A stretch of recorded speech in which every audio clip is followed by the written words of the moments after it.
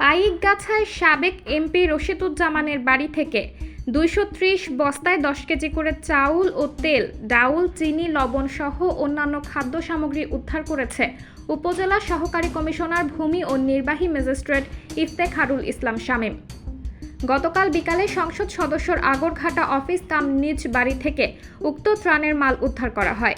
এ সময় উপস্থিত ছিলেন থানা অফিসার ইনচার্জ মোহাম্মদ ওবায়দুর রহমান, পাইকগাছা কৃষি অফিসার ও কৃষিবিদ অসীম কুমার দাস, প্রকল্প বাস্তবায়ন কর্মকর্তা ইমরুল কায়েস, উপজেলা খাদ্য নিয়ন্ত্রক কর্মকর্তা হাসিবুর রহমান সহ সেনাবাহিনীর সদস্যবৃন্দ।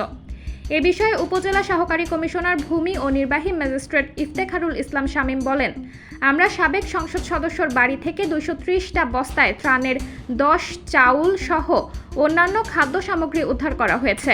এ সময় তেল, চিনি, লবণ সহ কয়েক প্রকার ত্রাণ সামগ্রী উদ্ধার করা হয়। উদ্ধারকৃত মালামাল ত্রাণ শাখায় জমা রাখা হয়েছে। এদিকে এলাকাবাসী বলছে, ত্রাণ সামগ্রী দেওয়ার সময় হয়তো পাননি তিনি।